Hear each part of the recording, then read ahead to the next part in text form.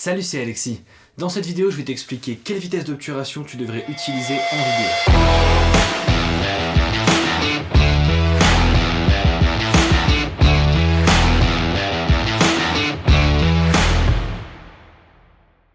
Si tu ne sais pas quelle vitesse d'obturation utiliser pour avoir le meilleur rendu possible, eh bien je t'explique tout ça. Dans un premier temps, tu dois savoir à quelle fréquence d'image tu vas filmer.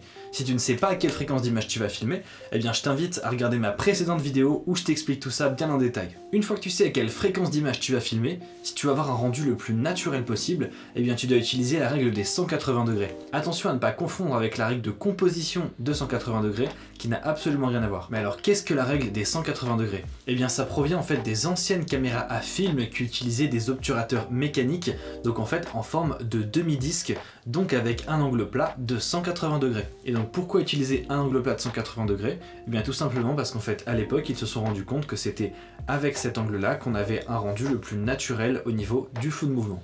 Alors donc pour faire simple, en fait c'était un demi-disque qui tournait, donc c'est comme s'il y avait un disque complet avec une face ouverte et une face fermée.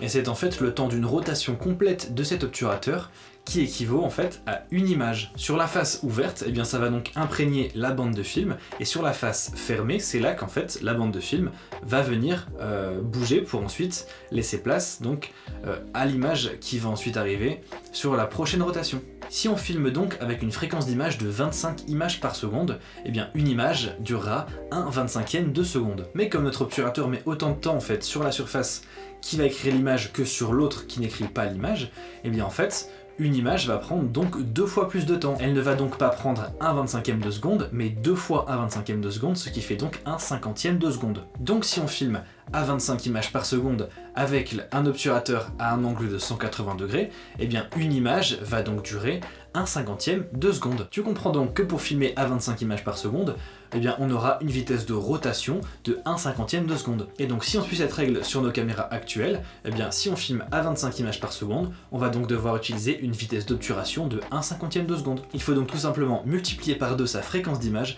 pour avoir sa vitesse d'obturation à utiliser. Si on filme à 50 images par seconde, eh bien 50 x 2 ça fait 100, on va donc devoir utiliser une vitesse d'obturation de 1 centième de seconde. Cette règle est la règle en fait de base pour avoir un rendu visuel avec un flou de mouvement le plus naturel possible dans la plupart des situations avec des mouvements on va dire plutôt moyens. Si cependant on veut filmer des scènes par exemple pour de l'action avec donc des choses qui se passent vraiment très rapidement, et bien là on peut augmenter notre vitesse d'obturation pour avoir vraiment différents effets. On peut tout simplement vouloir avoir un meilleur rendu visuel, pour ne pas voir en fait tout ce qui se passe de façon floue, où là on comprendrait pas grand chose. Donc si on veut tout simplement pour un souci de visibilité avoir des mouvements plus nets, donc ce sera moins naturel, mais en fait on pourra voir plus facilement ce qui se passe dans l'action.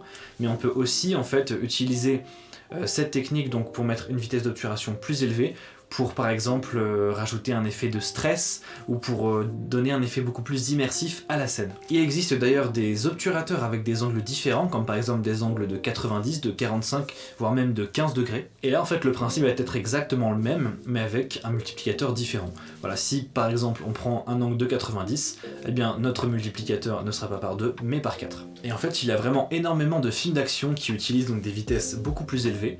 Si on prend par exemple les exemples les plus connus, je pense que le plus connu c'est le film Il faut sauver le soldat Ryan, où par exemple dans la scène du débarquement sur la plage de Omaha Beach, et bien là en fait il y a des vitesses d'obturation qui sont beaucoup plus élevées pour vraiment du coup donner un effet plus immersif et beaucoup plus de tension à la scène, et comme ça on voit en plus beaucoup plus ce qui se passe et on a vraiment l'impression d'être en fait dans la scène et de suivre les soldats dans l'action et voir vraiment les explosions qui passent autour de nous, et ça rend vraiment un côté beaucoup plus immersif. Et un autre très bon exemple qui est relativement connu aussi, c'est la toute première scène du film Gladiator, où là encore c'est une scène d'action de combat, où là du coup une vitesse d'obturation a été utilisée donc plus élevée, et en plus la fréquence d'image a été diminuée pour rajouter un effet encore plus flou, mais ça c'est encore une autre histoire.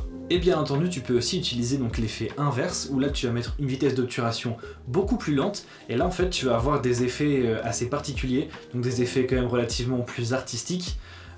Mais ça peut en fait être très utile si par exemple tu veux donner un rendu ou une scène par exemple pour tout ce qui est des flashbacks, des souvenirs, ou même si tu veux par exemple je sais pas filmer quelqu'un qui est dans un état un petit peu second, un état de sobriété, d'ivresse, ou juste quelqu'un de pas bien, où tu vas avoir en fait un effet de flou vraiment un peu vaporeux comme ça.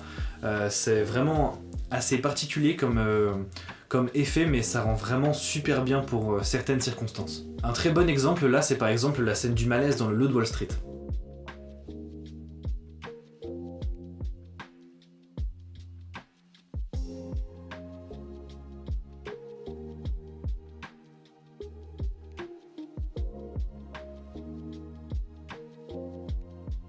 Tu l'auras donc compris, pour avoir un rendu le plus naturel possible avec un flou de mouvement naturel, eh bien tu dois tout simplement utiliser la règle des 180 degrés et donc doubler ta fréquence d'image par 2 pour avoir ta vitesse d'obturation.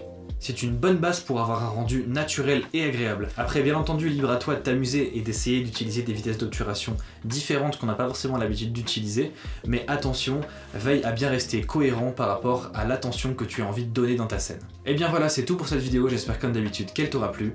Si tu as des questions, n'hésite pas à les mettre en commentaire. Je te dis à plus tard dans une prochaine vidéo, et n'oublie pas, se former c'est bien, mais sortir shooter, c'est tout aussi important. Dans un premier temps...